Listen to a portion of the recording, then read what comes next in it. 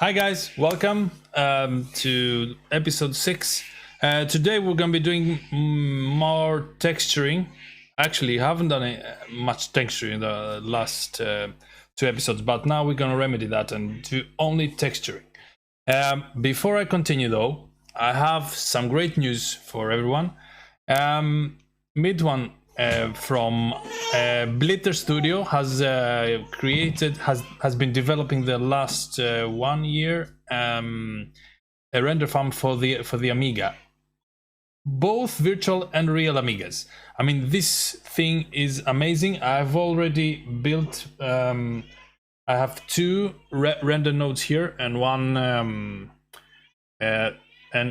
content node. We're gonna be going through at a later episode than that. So the bottom one is a Raspberry Pi 3, and then over this one there are 2 Pi 4s.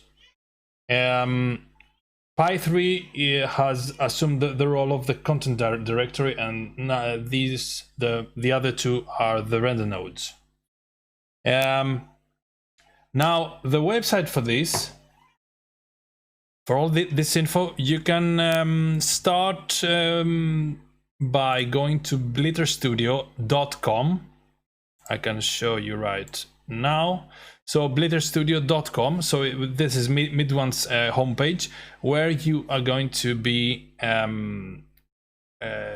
going through what the requirements are, what the possibilities are on this. So this is great news, because imagine a Raspberry Pi 4 is like 14 times faster than a 060. So you wait 14 times less for your animation to be done. So even one render node can make a difference. So my goal is to have like 10 of these. I mean, 8 more Pi 4s. So and then you have a mobile. I mean, you have an Amiga rendering studio, quite simply. So very good news. Go to blitterstudio.com to see what the requirements are, both hardware and software. And Midone is going to be going through the documentation and enhancing it and making it even better. And also he told me that he's going to be doing a video on how to set up and how to activate. We will also be going through this. Perhaps we may do a joint video.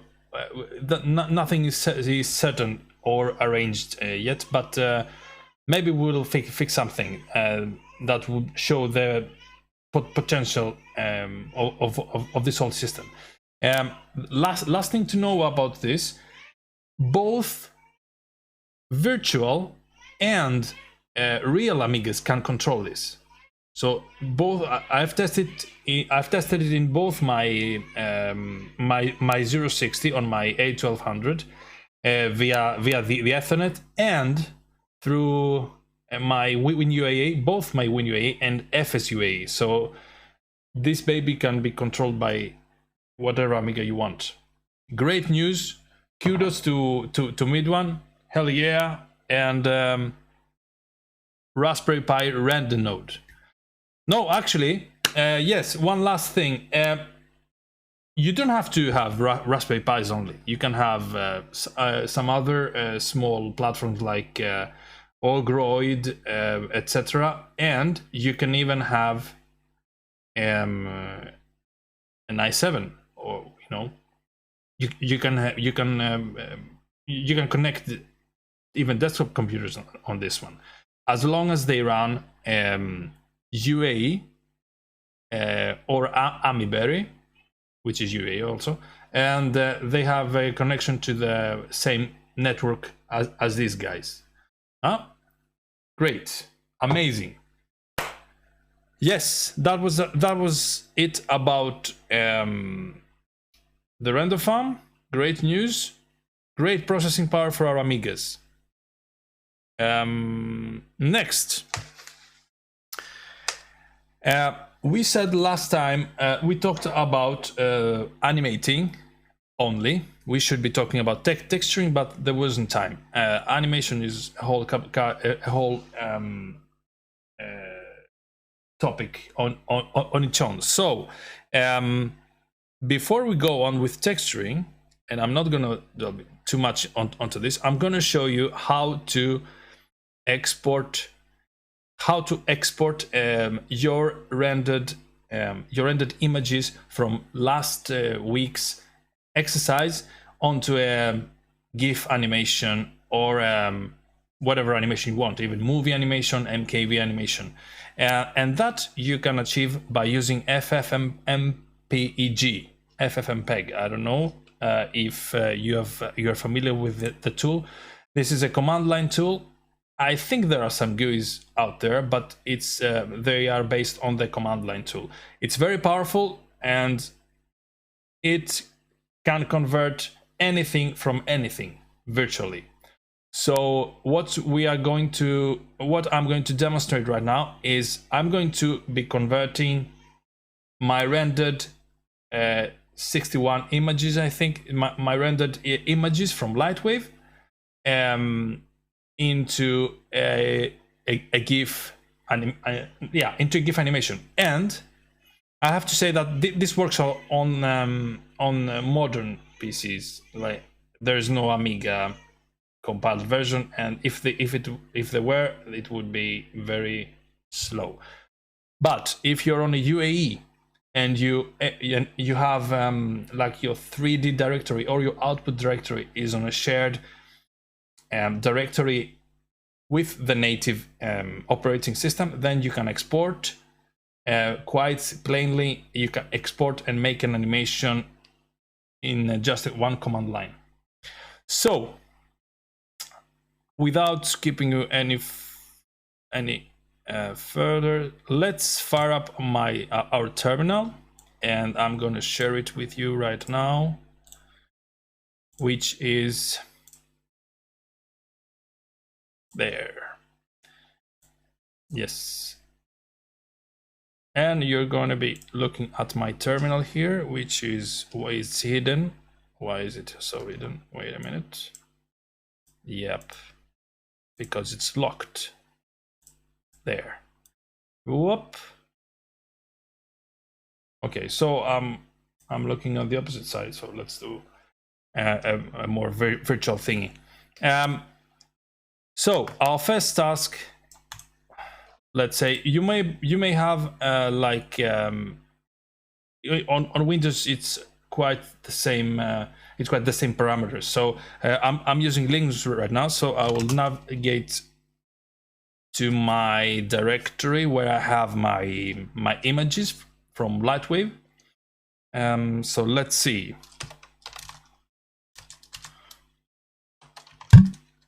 Oops, sorry, that was a very oops, sorry again, very nasty sound.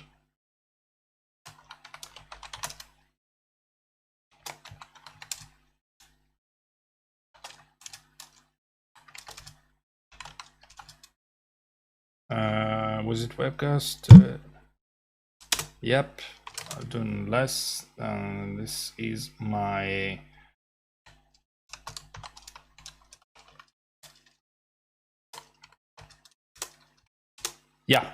so wait a minute.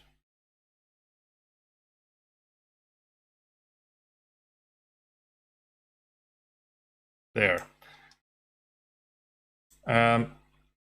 Yes, so FFmpeg is first you install it, you go to the website. If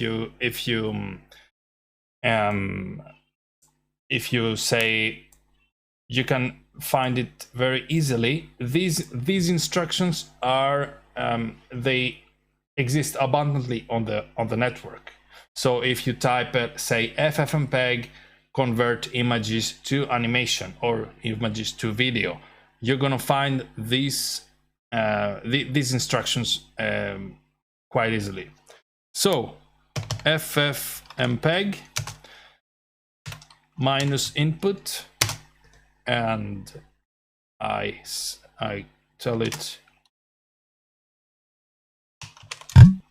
So my sequence, my TG sequence here I have saved is called logoanim _0, but I'm taking away the 0 because it's going to be on my parameters here. So then,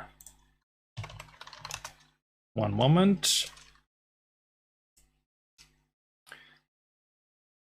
Then you have percentage 0. Hold on. Is this the right one? Yes. Percentage 0, 3, D. So what does that mean? The percentage is, I don't know, it's a wildcard. So my sequence here has 3 digits. So that's why I type 03. If my sequence had 4 digits, I should put 04. And then D, and then TGA, because my files are called TGA, and then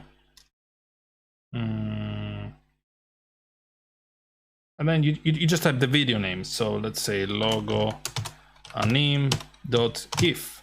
So .gif tells FFmpeg what format it will convert the TIFF sequence to, or the TG sequence to, and it's done. 61 frames are bound into a GIF animation, which I have also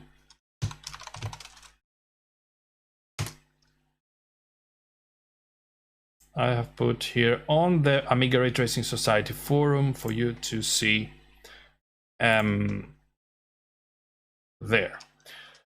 So this thing is like too simple. I can play it back for you here as well locally. No, wait, let's go to the website directly here, and properties.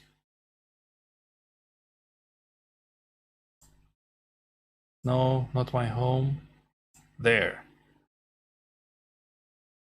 So the Muadib one is, so this is what I did as an example to show you what last week's episode was about.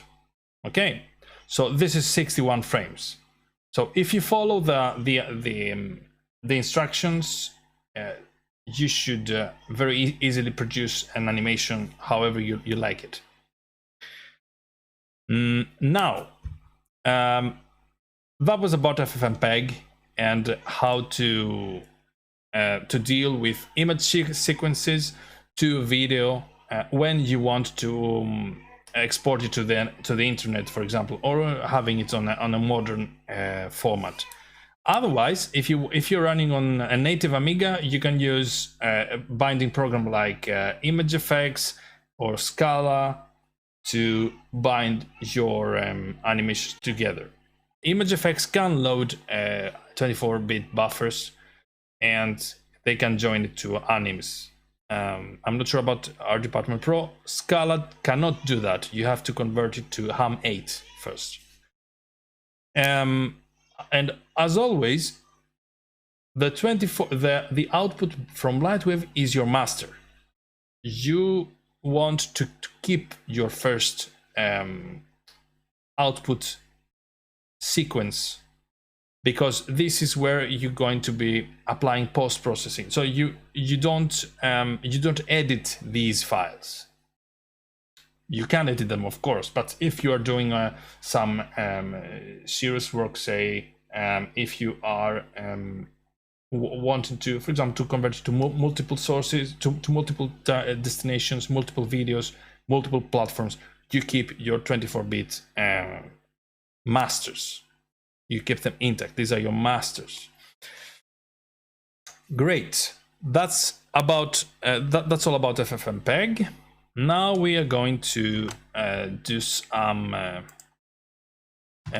stuff on texturing at last. Sorry to keep you like that. All the other, I thought there should be plenty of time to bind this large topic into other topics, but no. So let's start. We fire up Lightwave. Oh, Lightwave. We go to modeler. We will going to be needing some actors to dress them into some clothing, or have them naked. I don't know. So we start with a cube. First thing, we on our modeler interface, objects, box. So you have a number of primitives here. Box. You have a ball. You have disk, which you can also expand to like cylinders. You have cones, and you have sketch. Like it's a freeform tool for doing making curves. So let's do some things, some interesting things now here. Okay. So I'm opening up my my numeric requester with an N, resetting everything, and I will go with this one with the default values, which is 1 by 1 by 1 meter cube. So pressing OK, it tells me what the tool is going to create. So I press enter to create that, and space to free my tool. Enter and space. I press A to focus my object. And let's see now. Let's see some perspective here. Great. I have my cube. A very nice cube. Sorry for a minute. Everything all right? Great. So cube. Let's give it a surface and call it cube. So this is my cube, and save it. Save it on my webcast, episode 6, objects. I've already something like a cube. Anyway, I am going to overwrite it. So this is my cube. Very nice. I continue layer 2. I'm changing layer ray 2 via the 2 main number 2 main keyboard number 2. Let's make a sphere, a ball. Let's make a ball. Numeric. Reset. Let's give it some more sides here and some more segments here. Do some. Yes, this is a nice. I like that. So what did I do now? I went to ball to create a sphere, and I went on with the default values until I saw that the sides are too low. So 16 sides are quite low. 16 sides by 8 segments creates this. So if you zoom in on your scene, it might look a bit edgy, depending on what you want to do. Now, the primitives are quite interesting because you can play with the values, and for example, let's say I go to a ball and I do 4 sides and 4 segments. What's going to be? See? So this is like a very pixely ball. It's not a ball. It's like a die. Anyway, so that's it. Yeah, and let's go back to the box and show you something. So you can have like segments as well. So just some primitives tip. So you can have stuff like this cube here, which is multi-segmented, and then you can do stuff like beveling with asymmetric extrusion, but we're going to go through that some other time. For now, let's make our ball again. 32 sides, 16 segments, and enter. This is our ball. Great balls of fire. Q for setting a surface on that, and sphere. We're going to be abusing our little sphere, and Shift S, saving as sphere saved. We go on layer 3, and let's make we did a ball, we did a box. Let's go on with a cylinder, like starting with the disc. So what are the default values? The default values here are 16, 1. Let's see what that makes. So this is yeah, it's quite nice. No, I don't like that.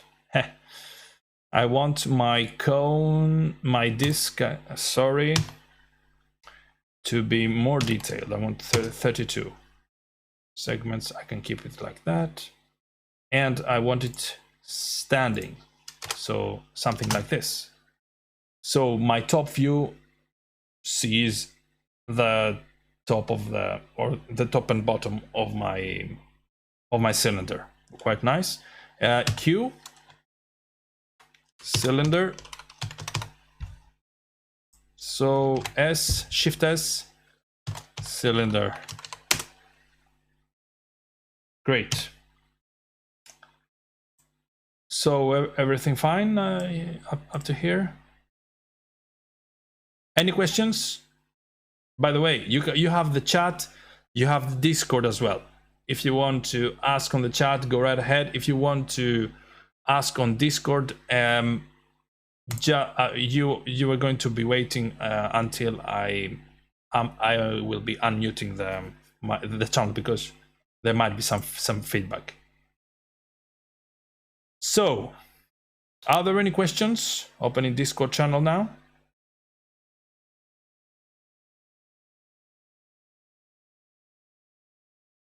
No questions. Muting and going on. So we made our 3 primitives.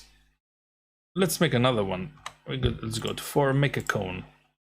Cones are fun.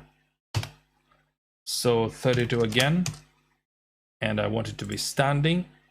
The other values I can leave it as they are. I'm putting a cone there. Nice funny cone, and apply, and that's it.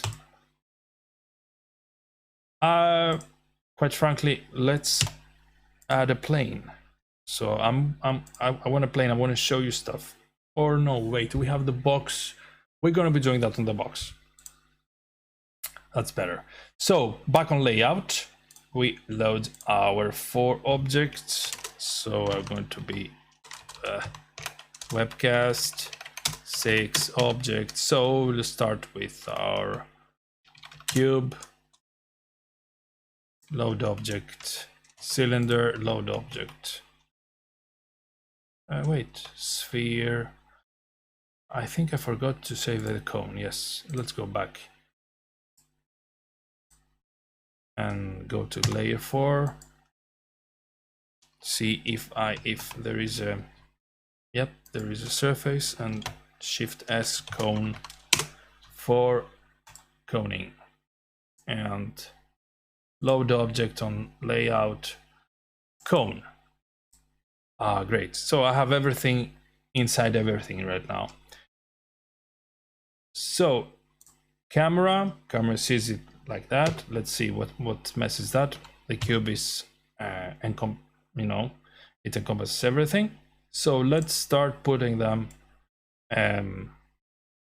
let's start taking them apart. So the cube can sit numeric on -2 meters. Where did that go? Anyway, no, wait, -1 there.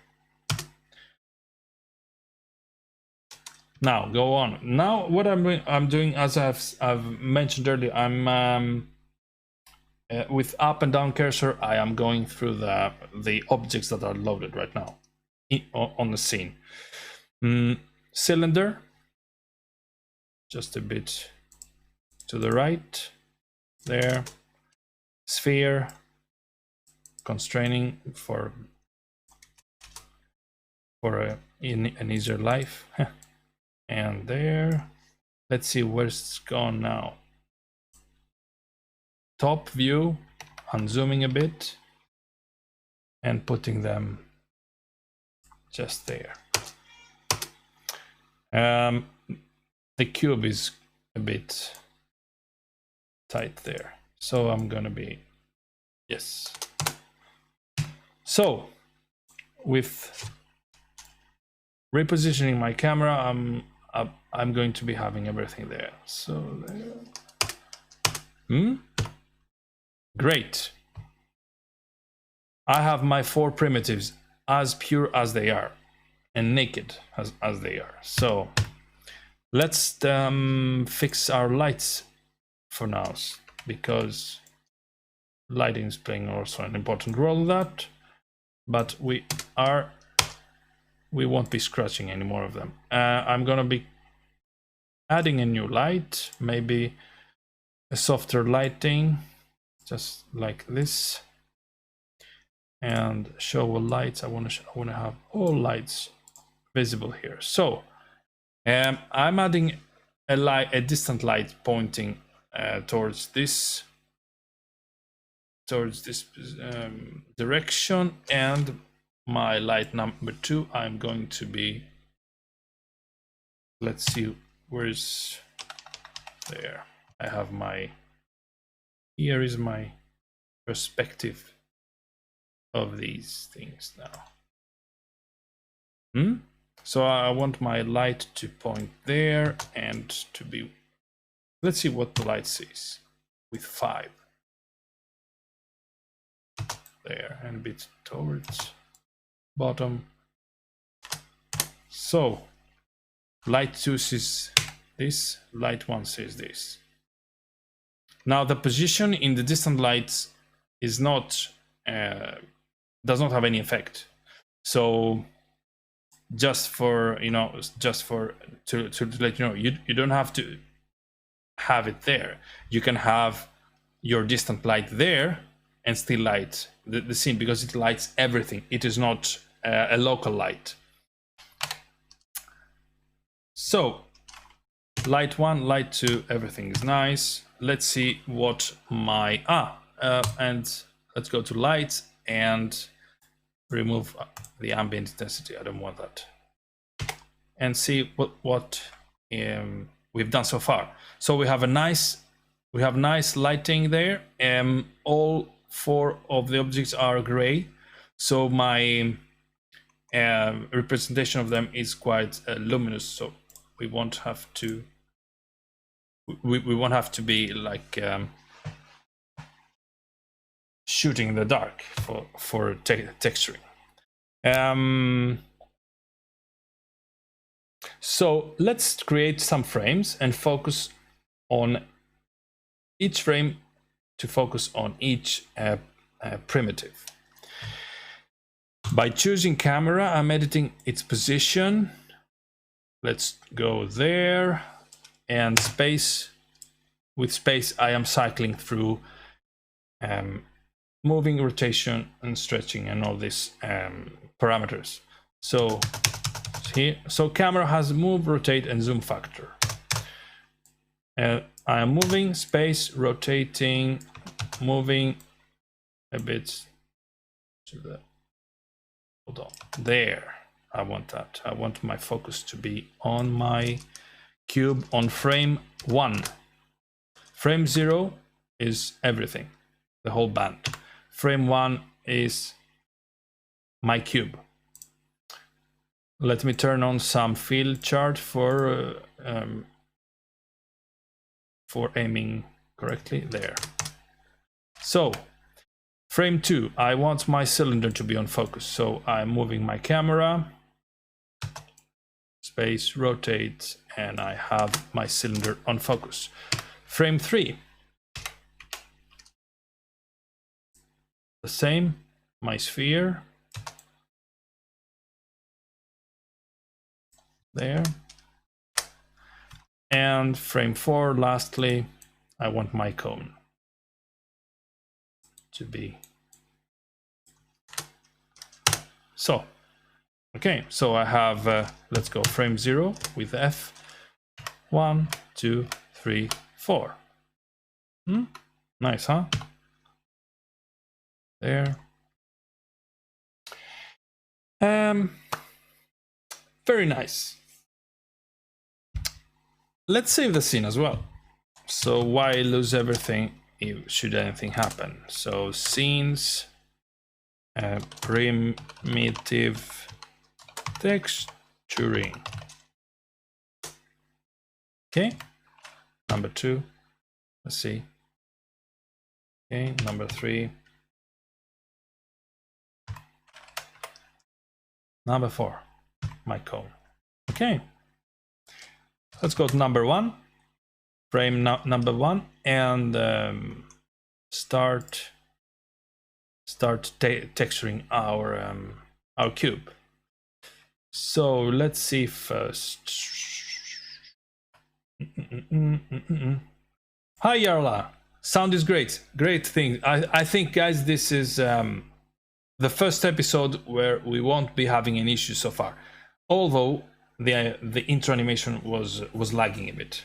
So such things will be happening until I get a faster computer. Anyway, so no, I don't want to render. Okay, frame 1, cube. Let's see now what I've made for you here.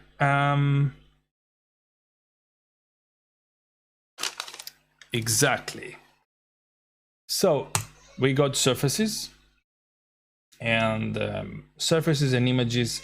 Images is loading every image that can be used for the scene. So yeah, let's start by loading an image first. So we go to, we navigate, no, sorry, there. And I've prepared wrap map color.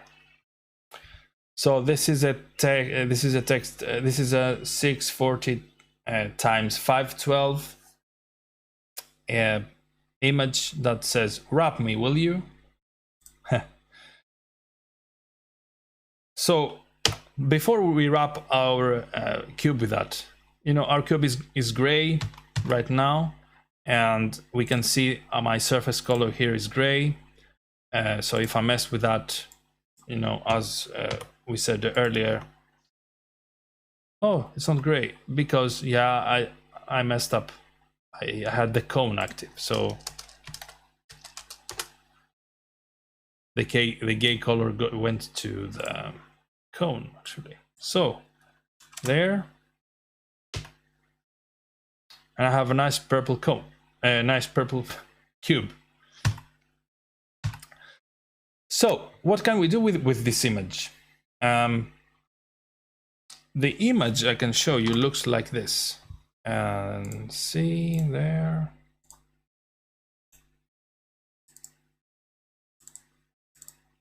Wrap map color.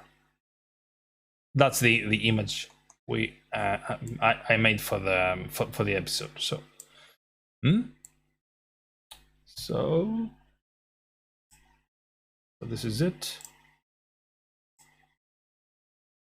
Now by clicking this T here, this texture, I get another I get another window. Plainly, this is a requester where you can have texturing, as I've shown you earlier.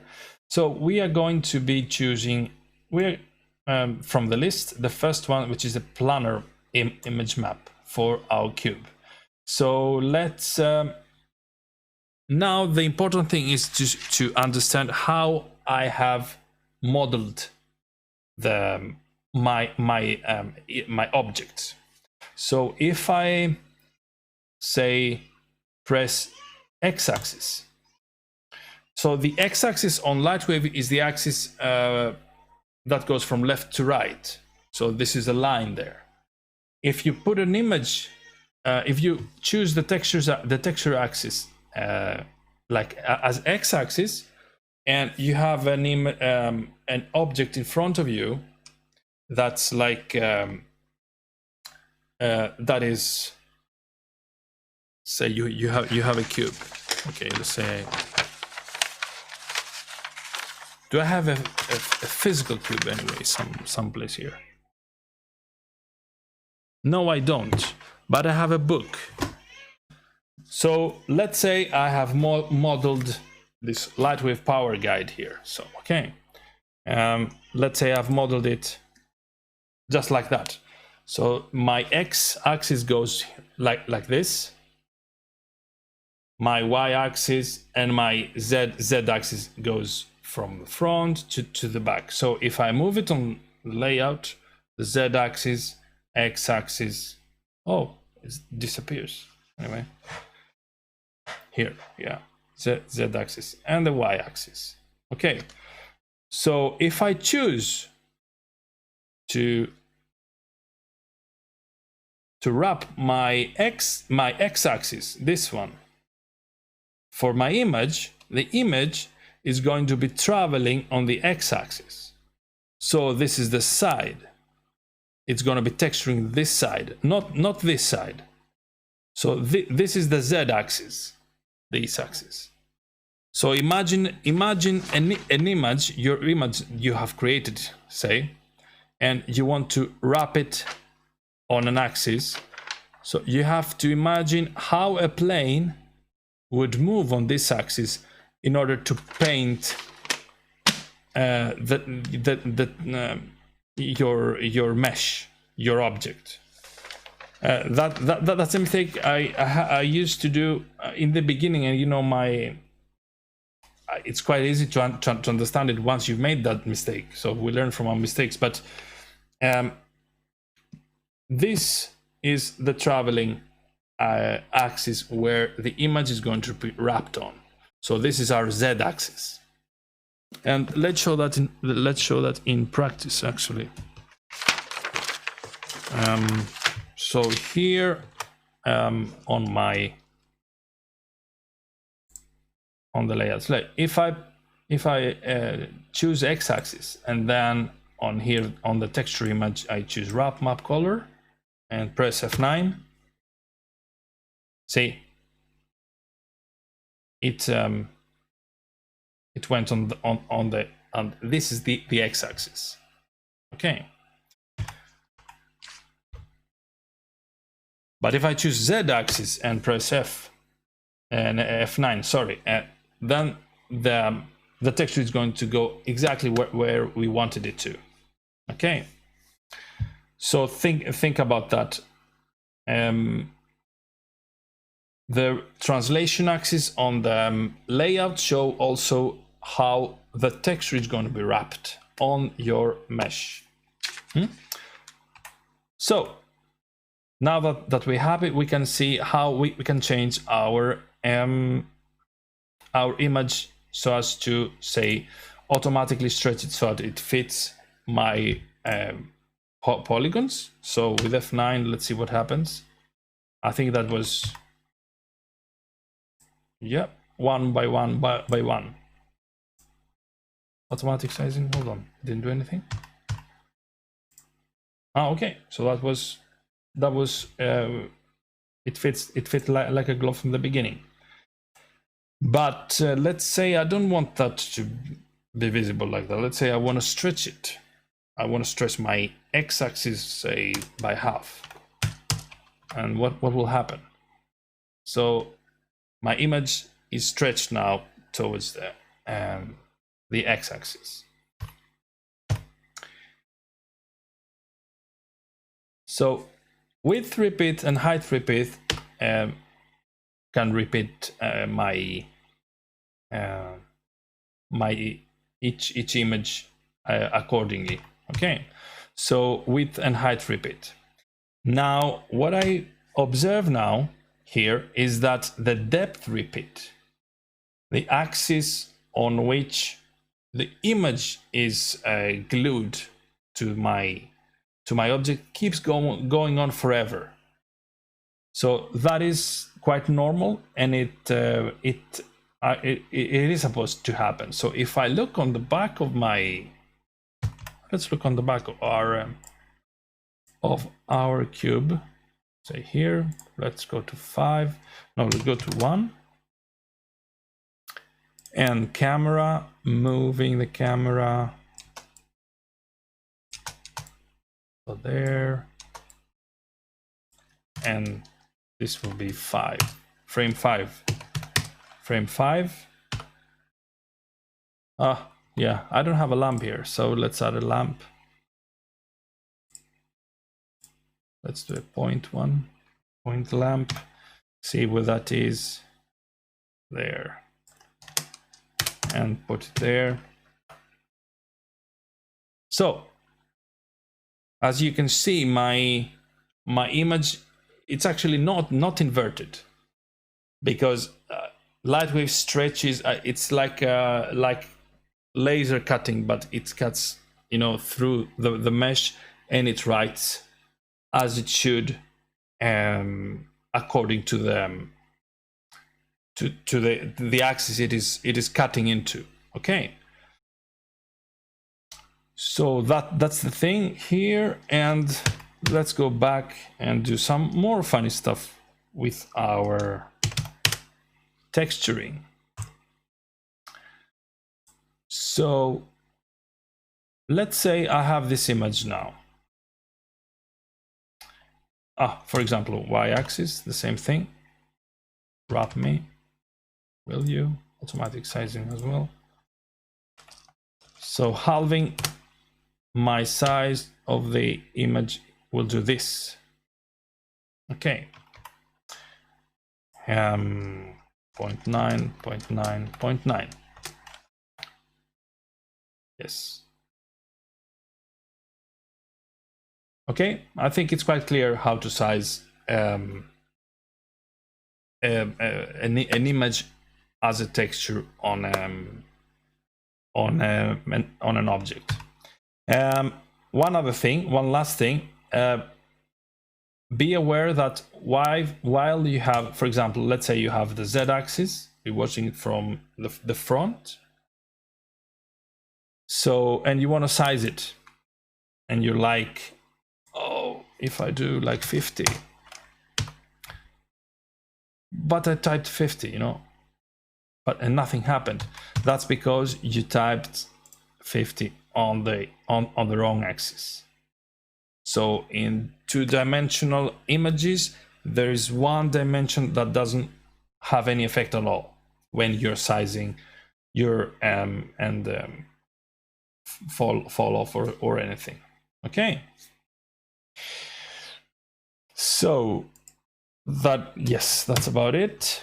And again, we are seeing now that the main color of my cube is there. You know, if I size it automatically and I have all of my polygons assigned to the same surface, then the image map is going to resurface, is going to wrap everything. Okay.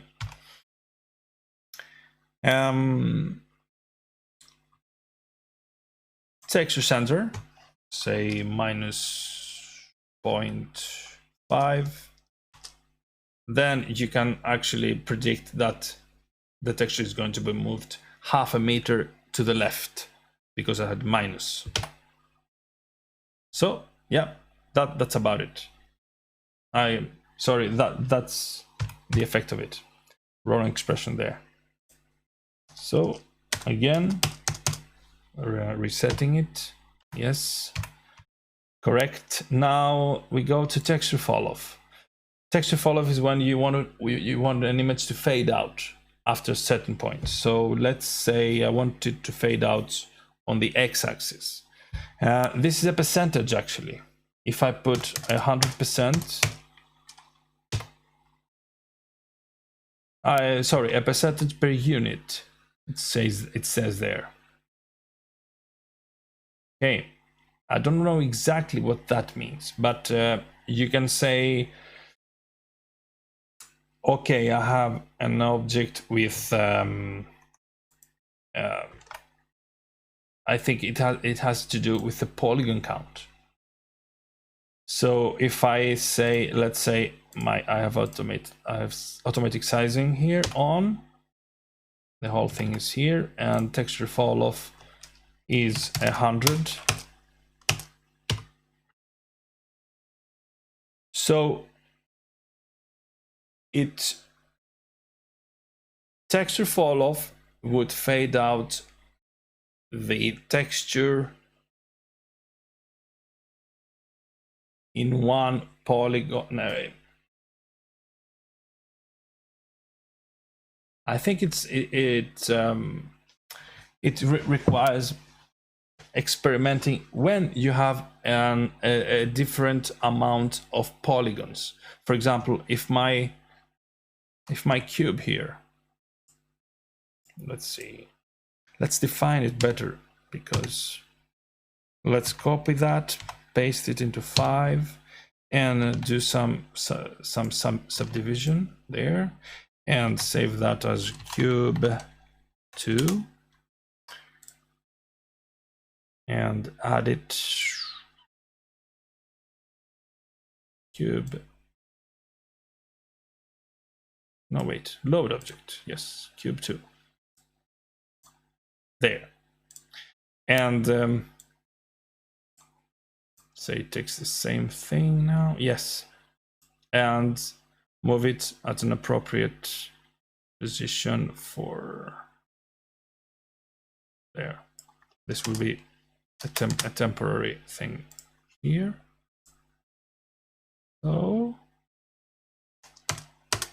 So there. See, yes. And I have my image again, planar image, wrap, automatic sizing, turning off these guys here, and say I have a fall off, a texture fall off on the x-axis at 100. So you can see that. No, wait. I forgot to change. Yes, that would be better. So you see that here it's more evident. I mean, the texture has faded out to 100%. Yes, now I remembered. It has anything to do with polygons, but with the measurement units. Yes. So it requires just a bit of experimenting for figuring out. If I want to, I mean, this is not actually a percentage per se, because I can put 500%. So it's going to be closing even more. See? So yes, that's the thing about fallout. Fallout is falling my texture out on that one. Anyway, taking away the cube number 2 there, and putting my camera again where it was. There, and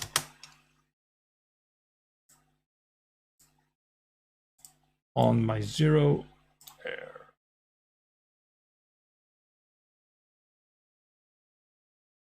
there. Now I'm happy. Okay, 1, and I have my lovely pink cube here. So again, let's take away this and play with some more dimensions as well here, 100 and 100. So now you see Lightwave is trying to fade out in both dimensions. Okay.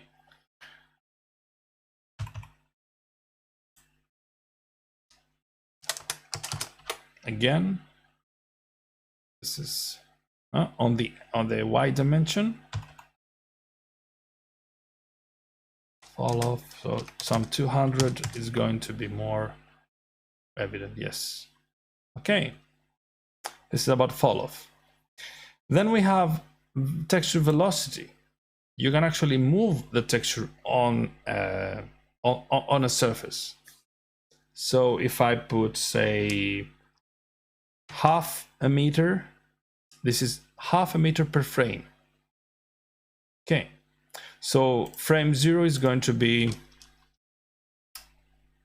the texture is going to be there, and hold on, let's put a smaller value because it's going to disappear quite fast. So 0.25. So frame 1, you see it started departing already. Okay, and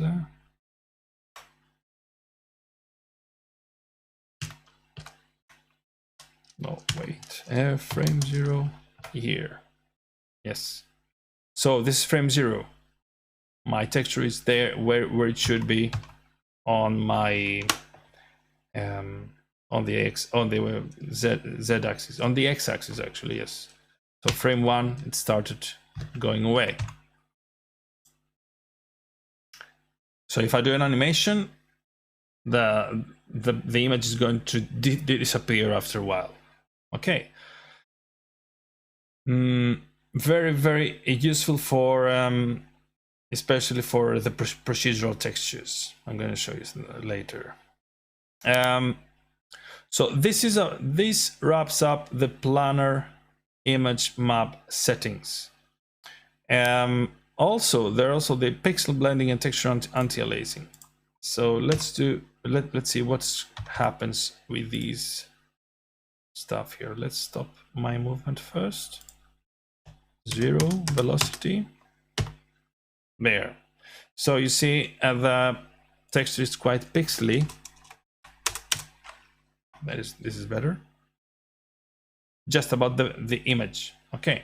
So Lightwave gives us two tools for smoothing out our image maps. One is pixel blending, and the other pixel blending is very useful when you want to zoom in and zoom out from a texture. It provides some algorithms that smooth out and save us a bit of an embarrassment if our image map is too low resolution. Texture anti-aliasing is also helping with anti-alias, as you can see. So if I turn it off, it's pixely. Yes. There's one thing here called world coordinates. What does that do? Every object has coordinate system saved with it. Every actor has its own center of gravity. Okay. What world coordinates does is it moves the image map coordinates according to the world coordinates, not to the object coordinates. For example, let's say with world coordinates off, I choose to move this little guy here and nope, sorry, this is not it. This is one. So say I want to play a bit around and do that here, there. Okay, so you can see that the texture follows with it. But if I choose world coordinates and F9, then there's no image. Where has the image gone? The image has stayed at 0, 0, 0 center of the world, not the object. So if I start going back, say here, not yet. Not yet. Where is it? Where is the image? It's not there. Let's see. Cube, one there, and one. Oh, where is it? Texture 0. Ah, yeah. No, wait. Yeah, it's true. Of course, it's on 0, 0, 0 of the world exactly. That's why it's not visible there. So if I move my here we have the cube's position, and I say go to 0, 0, 0. So do a reset and use the z-axis to come back. So putting my z here. Let's mess things a bit there. And I want my camera to see what's going on there. So let's put it here for the sake of example. And there should be a texture there. Yeah, that's where the texture has gone. So the texture follows now the world's coordinates. Okay, so if I move a bit, sorry. If I move a bit on the x-axis here, see, it stays there. There are some useful, quite interesting uses about that. Say, like when you have a flag and you have a moving, say, a car with a flag on it, and then you want the flag to be like waving only when the car is moving. So that's what's going to be happening. It's quite cool actually. Okay, so that's about world coordinates. Let's put our cube back into frame 1. Great. And our camera back to frame 1. There, 0, 1, 2. Great. So, and turn off world coordinates. There. Ah, great. So, any questions so far?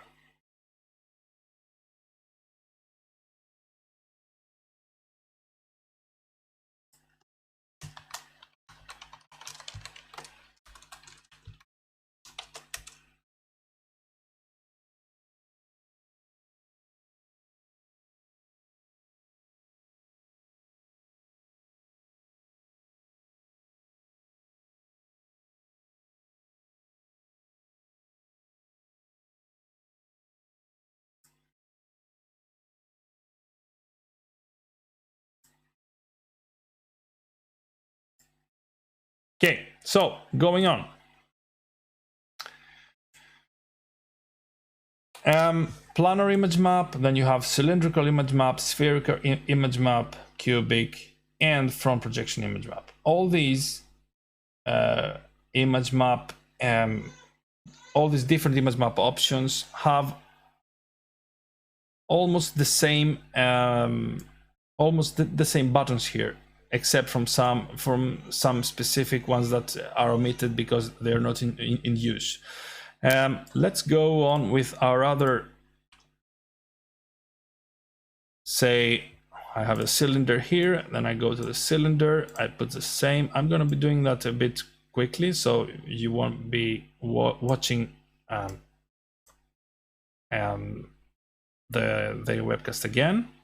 So automatic sizing, let's see what happens to the cube, to the cylinder. So the cylinder is now Lightwave is trying to wrap the image on the whole periphery of the cylinder.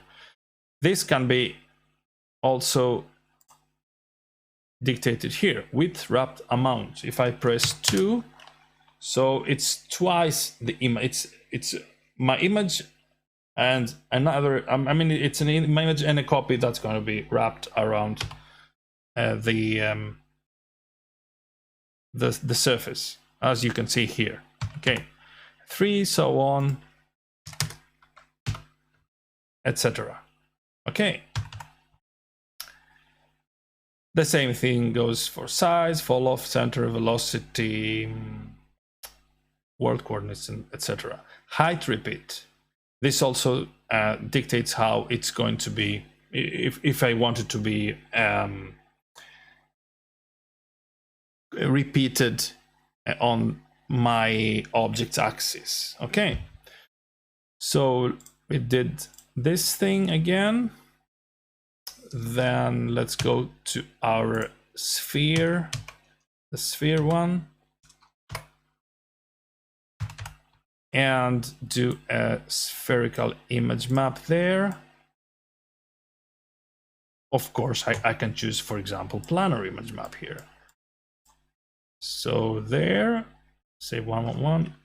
I don't want to repeat it. So it will work just fine. But if you have a bigger image, it will not render correctly because your image will be traveling planarly, if I can say, in a planar mode. So if you do the spherical image map, this is a more say if you have an image map of the world atlas and you wanted to wrap it on a sphere, you're going to be using spherical image map, because the planar image map is going to be traveling straight through our sphere. I hope it makes sense. You can experiment with that and see if you find anything useful there. So the sphere has two also, width wrap, height wrap. So this is quite, as you can see, our image map is repeated on the X, on the, on my periphery, X and Y. Yep. And the cone, actually the cone, yeah, let's do it. I had talked about the front projection image map. The front projection image map is a hole in your scene where the background is visible. So imagine having behind the scene my image map, but it won't be visible until I have a surface with a front projection image map assigned. For example, here, and see what's going on. So what you're seeing here does not follow the geometry of the object. It doesn't care about the geometry of the object, which is very useful when you're doing compositing, when you're having, say, a picture of your kitchen floor, and you want to put an Amiga ball there, but you want the kitchen floor to be able to see the shadows and to be able to, and the Amiga ball to be able to reflect the kitchen. So it's like creating interactions between the physical world, the image you've taken, and the your objects. We're going to be doing some exercise later during the course with front projection image map. Very interesting. Okay, so that's about it with our basic image map settings. One other thing I'm going to go through before I go on. Say here, this object is purple, correct? But purple doesn't show here.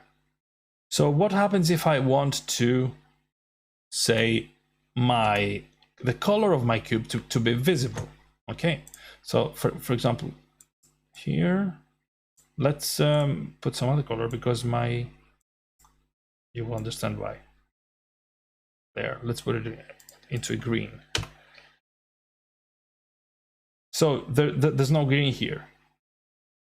My cube is green, but it's not visible. So I want the text of the image map to be shown, but I want the rest of the image map to go away.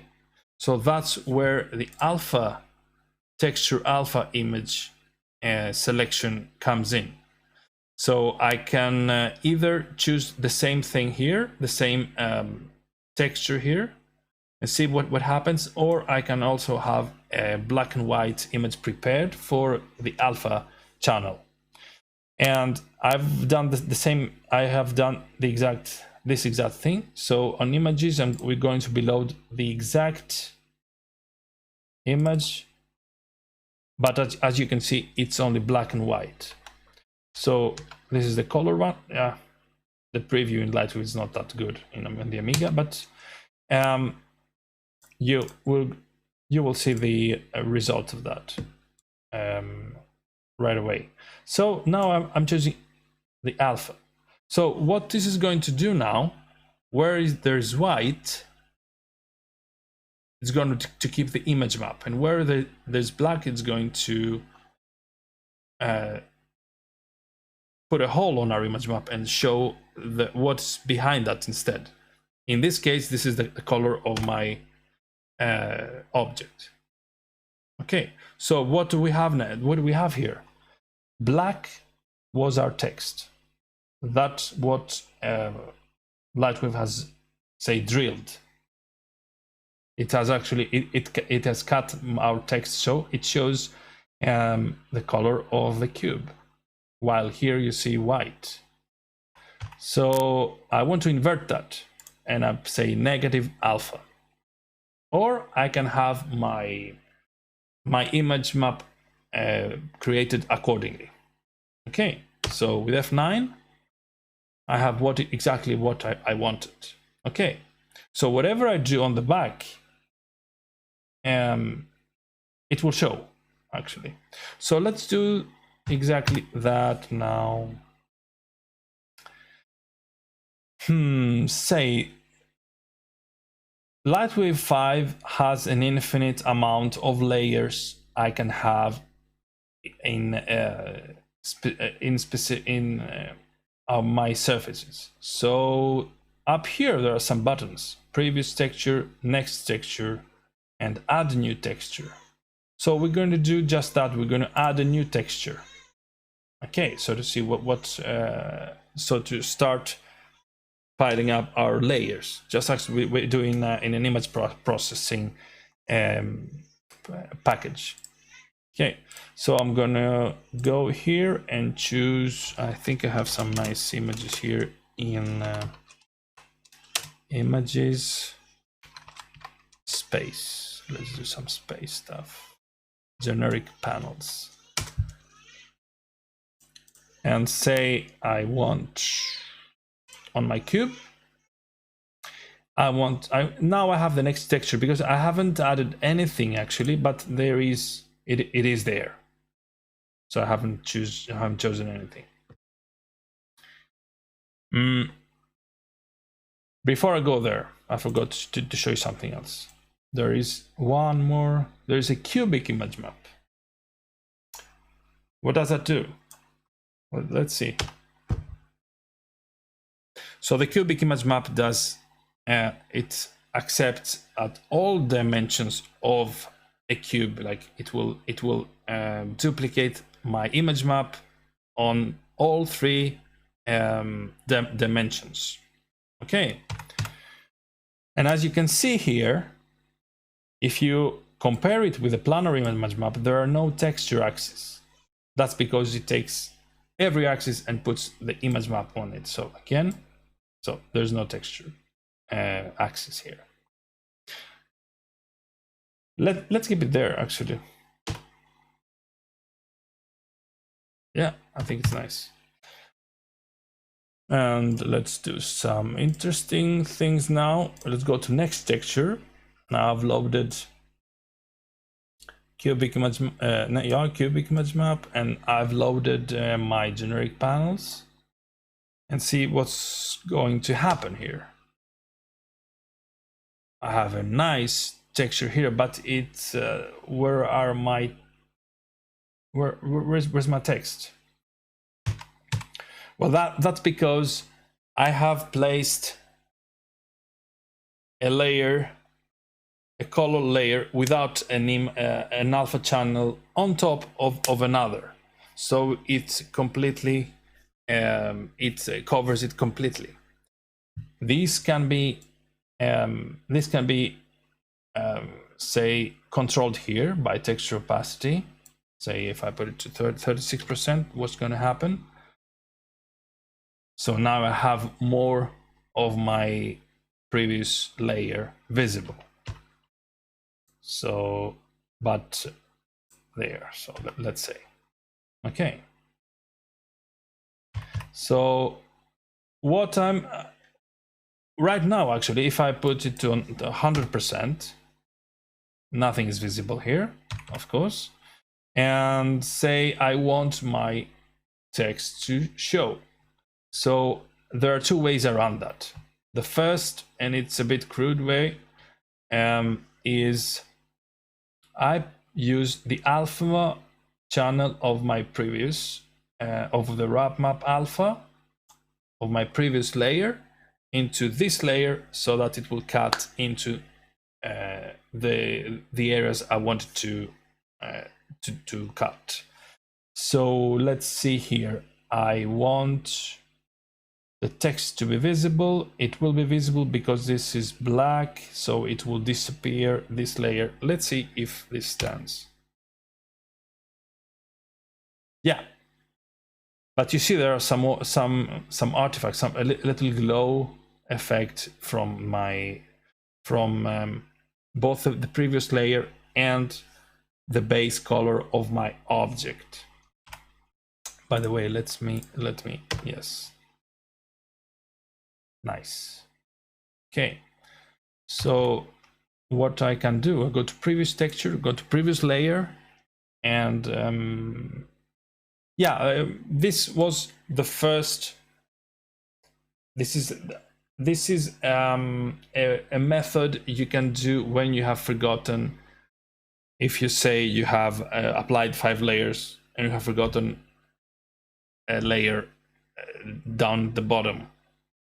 But the other way is, the correct way is that you plan from the beginning which layer is going to be your first, which layer is going to be the second and the third and the last, as if you're painting a wall and say, now I'm doing first, I'm going the base color, then I'm going to be adding another layer, and then I'm doing some details. So that's the same principle.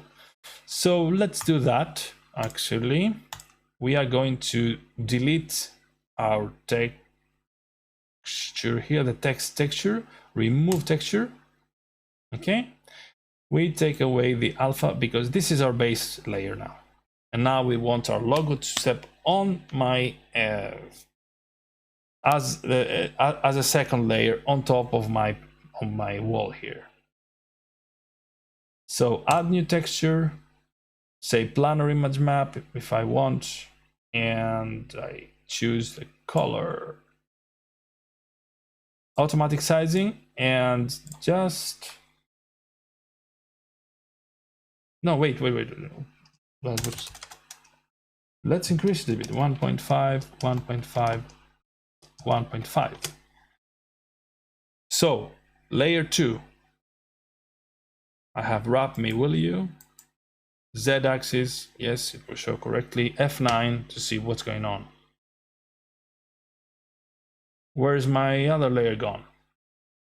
Exactly, that's behind my second layer, and I have to cut with alpha and negative for it to show. Yes, that's there. Okay. Let me take away these guys here for it to. Great. So you can see that now we have 2 layers. And we can build up as many images as our memory can take, or procedural textures as our processing power can take. Now this is this all is the color. What we did so far is we touched only the color attributes. So if you see here, we only touch the color. So we have possibilities to dress our objects and tell Lightwave how to render other attributes of the object as well. For example, let's say specular level. I want it to be specular only in some areas. And I think I have a nice image here, generic panels. I think it's 3 or 2, no 3, yes. This is more, this is the same. This is the same image. Actually, I have manipulated a bit the contrast. So it has more contrast, more information will go to Lightwave and tell Lightwave, you know, that's where specular would be, or that's where specularity won't exist. So surfaces again, cube, and specularity, the specular level is 0 right now. And go to texture and select cubic image map so that it will sit exactly where my color image map stands right now. So turn off this guys, cubic image map, and wrap around the generic panel 3. Automatic sizing, I think it's automatic sizing. Actually it says 111. And see what happens. So we have added some more flavor here. Now specularity depends on the light and light incidence angle also. So I'll try and find a nice angle here so that it will show better. So my light is right here. Wait, no, where's my light? There, I think there, should do it there.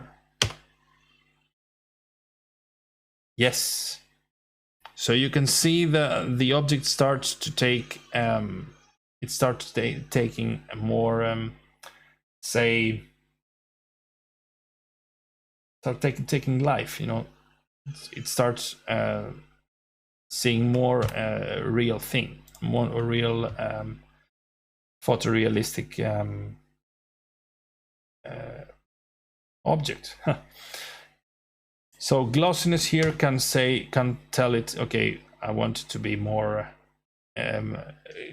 glossiness is say glass has more higher glossiness factor than plastic. And again, we can also see it here. So with glossiness at low, we have a bigger area of specularity visible at the light incidence angle is more broad, while at maximum it's more thin. And you can see it here. So this is specularity exists, but the light incidence angle is not that broad, while on low it's broader. Yes. Let me render this again. And so what's happening here? So I have specularity defined via my image map.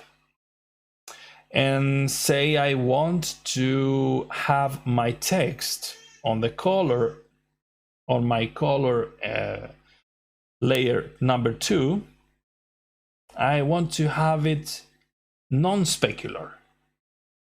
What I'm going to do, I'm going to add another layer on my specularity texture tab here by adding a new texture and telling it, okay, cubic image map, and choosing the wrap map alpha. So now I have to think about that. I want to say, okay, do I want, what do I want to have specularity on? I want to have it on everything except from the text. So I want to, I want it to be a negative image here. So there. So let's see if that did the trick. Oh, what's that? It did something else, I don't know. Oh. So specular texture for cube, it's the same. No, yes, I may have forgotten. Exactly. That was my mistake. I resized this layer here with 1.5. So my specularity layer of this text has to be the same. 1.5, 1.5, 1. Oops, sorry. Where is that? 1.5.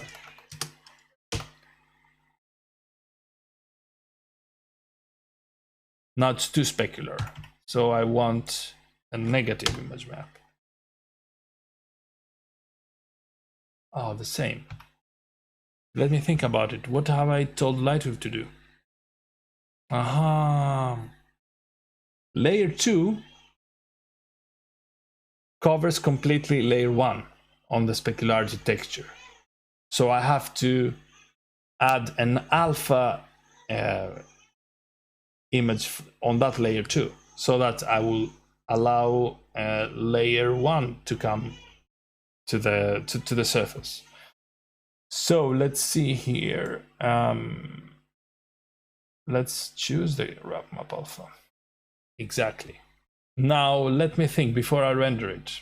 You know, you can always experiment, render, see what's wrong, render, but you have to think logically if you want to avoid getting lost. You know, oh, it doesn't work, or you know, sometimes it's the image map. You have to go and re-edit it. But right here, everything's quite simple. So I want layer 2 to be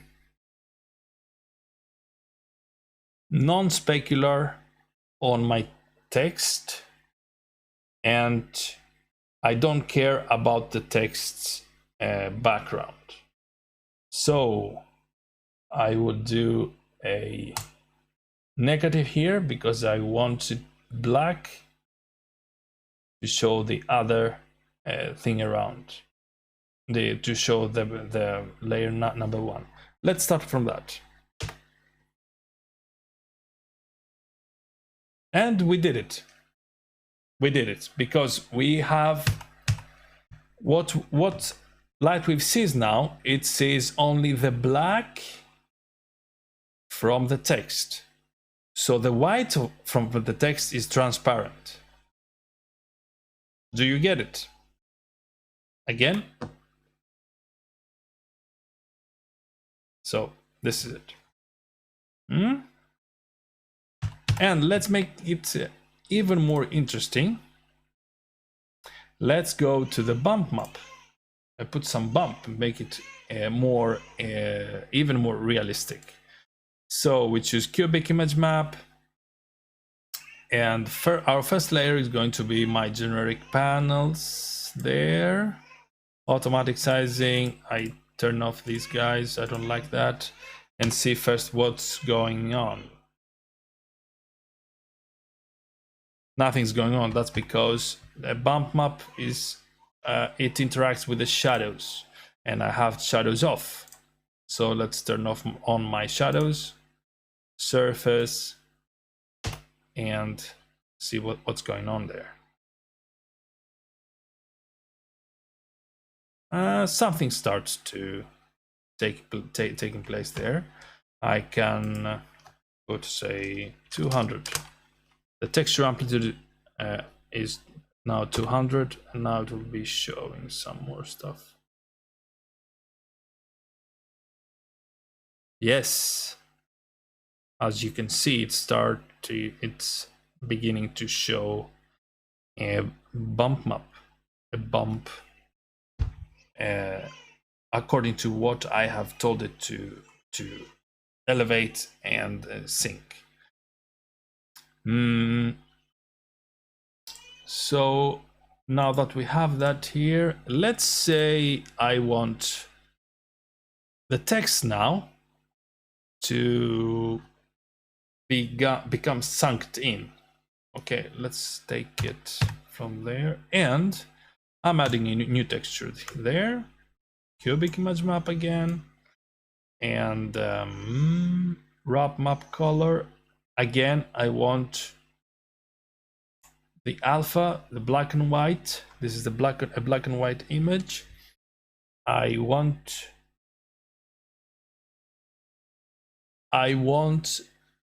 the layer underneath to not be harmed. So I put negative, and then I tell Lightwave to see only the black in this image, not the white. That's what I told it there. Okay. And let's put some 250%. Take away all these guys. Don't want them. And see what we did.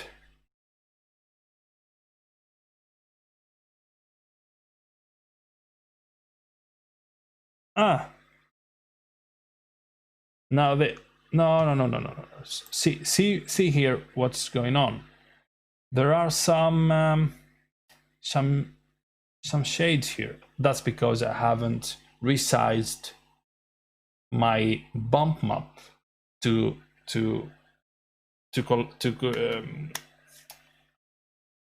fall on my color and my specular maps of the text, and this is 1.5.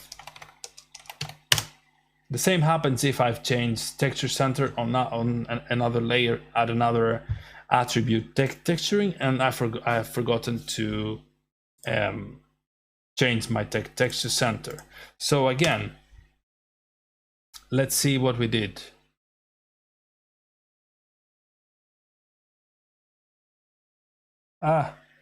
Yes, it's visible. I mean, we have to, let's turn on, say, anti-alias and see what's going to happen.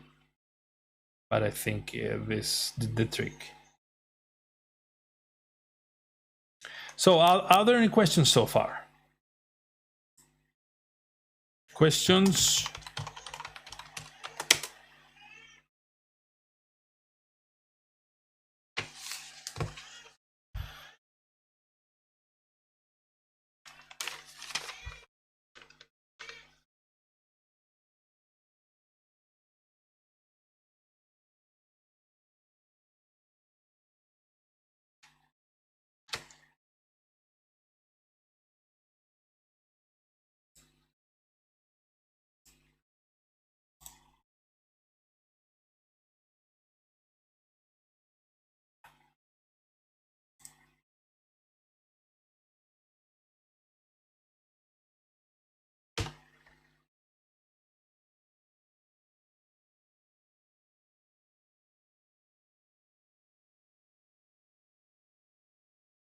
No questions? Nothing?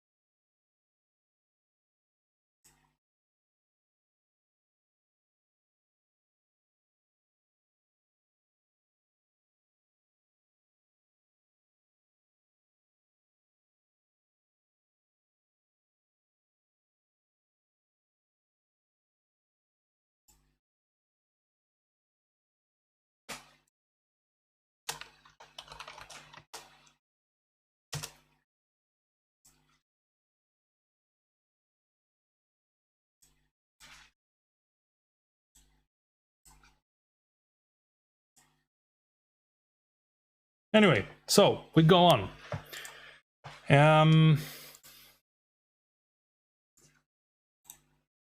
So this is how texturing works for image maps. And hold on a bit. I want to see something where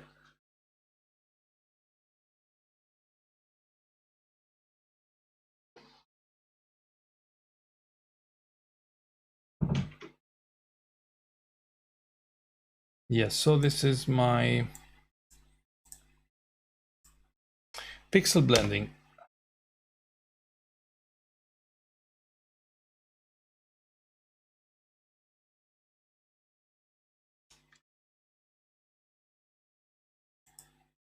Yep.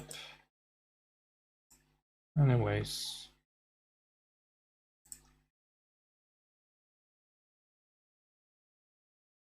So, yep, and let's do some more interesting things now. Or yes, I can say that. So if you want, okay, I want this surface to be added to another object and to another to save it for us for later use. Say it there. And I want my cylinder to be like that. And so I load the surface and I can change the cylinder for a cylindrical image map. Next again, cylindrical image map, and change that things. Next, change all the textures as I want it, cylindrical image map. And same, cylindrical image map, and see texture, say there, frame 2, how it looks. Let me turn on smoothing as well. Say 45 degrees is enough, and see what I did there. So the cylinder is more likely to show better, you know. Yes, so it's quite it looks quite nice actually. So what do we have more? And then we can combine, say, I have a layer of, so I have 2 layers here of image maps, and then I can as well combine procedurals as well. Say I say fractal noise, let's put some 0 there and tell it, I know I want this, let's see what it does. Now this adds some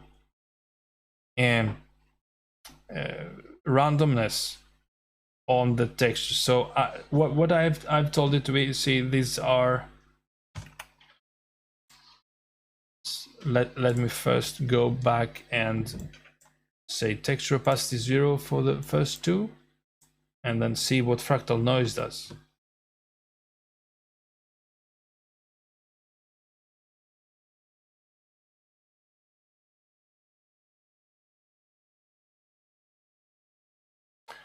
So I have a green cylinder, and I have some dark and bright, some dark like fade blotches, you know.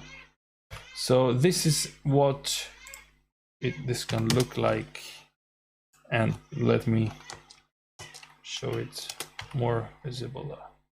That is fractal bumps.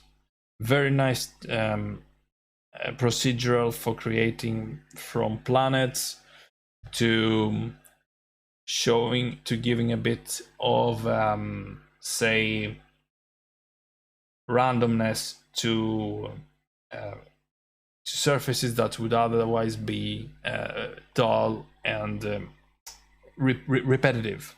Okay, so you can play with that, play with these procedurals. They are amazing things, amazing procedurals here. The frequencies can add more fractal detail. Say you put it 10, but it adds also more time that it renders. So you see that now it's more detailed in representation. See, looks like like a can, you know, where oil is spilling here. Huh, interesting. So if I push it more, how much can it go? 50. I don't know. Maybe it's not visible in that resolution.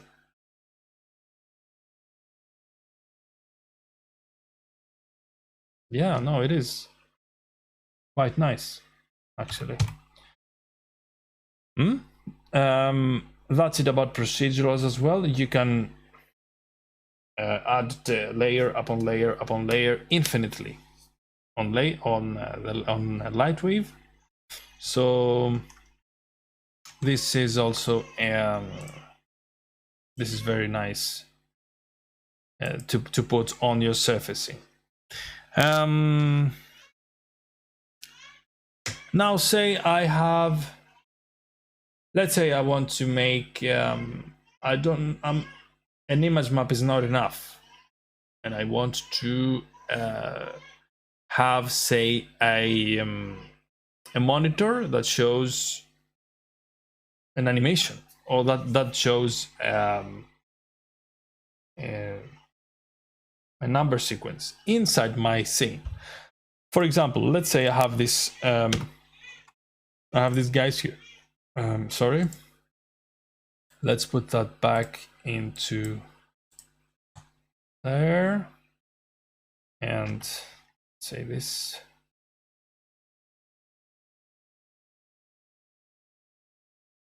So let's say I want to have a number. I have prepared, for example, an image sequence, and I want it to be updating every frame on it. For example, frame 1, it will be say 1. Frame 10, it will say 10. So what do I do? I create an object in modeler, like 1, 10, or whatever, and then I go to layout, save it, save the images as a sequence, much like the way I create animations, but before I bind them together. And then when I have saved this image sequence, then I go to my scene, back in Lightwave, in my scene where the object I want to have my sequence on a specific surface. For example, let's see what I have prepared here. Images. I have a sequence of numbers from 0 to 9. So when I load image sequence, I double click the first one, and Lightwave automatically sees the extension here and the frame digits, that the number of the frame digits that exists on the file name. Okay. Let's see now. When I say I have my sequence goes from 0 to 9, so this follows the time code, the frames on layout. So in frame 0, I'm going to be having that image loading on the surface I have the sequence. Let's make an example. So let's say frame 0. On frame 0, I want my cube to have, say, add new texture. Or no, wait a minute, I remove that. Instead of that, I put my sequence here and tell it, okay, I want the 0. See the 0 here? This starts looking more and more like a Borg cube. You know, it's dangerous stuff. I think I shouldn't be doing this tutorial with a cube. Looks more like a PC demo, you know. Anyway, frame 0. There's my cube with number 0 loaded. If I go to frame 1, let's say, what's going to be?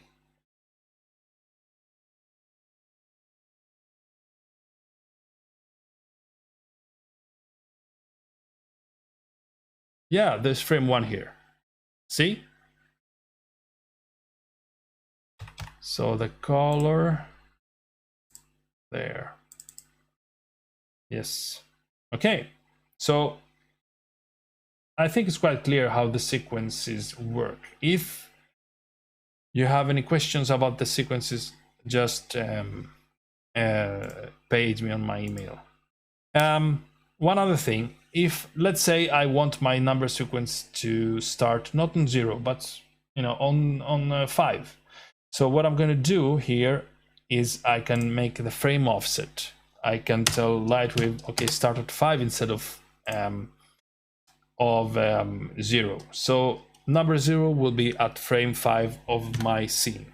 So let's see, 5 exists here. Let's I want to see my cube. Frame 1 had the cube, so I make a keyframe on 5 as well.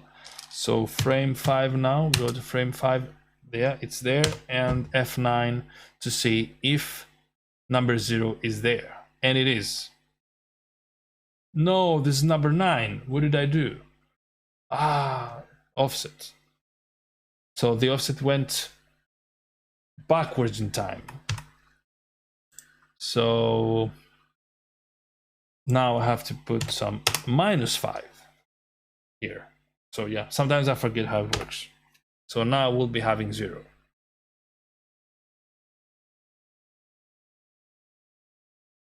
And 0 I have.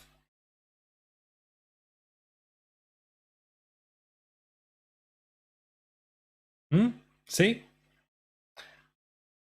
That is a very nice and interesting way to create animations where your object will be having, say, like a computer monitor or a screen where everything will be playing, you know. And yeah.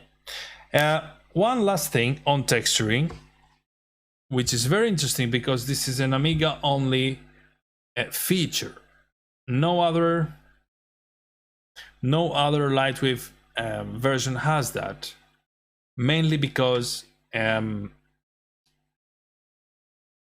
Amiga version of Lightwave supports color cycling in its image maps. So if you have an indexed color image, you like the ones you've done like in Deluxe Paint or Brilliance, that has that has a changing colors, you know. You can actually use that in Lightwave. So see here, let's load the sequence I've made. Actually, just an image, because you don't need a sequence. Load image. Say color cycling, and I'm gonna be loading that as well. Color cycling alpha, and I'll show you what that does. So again, in our cube, let me delete everything because I want, no, wait a minute.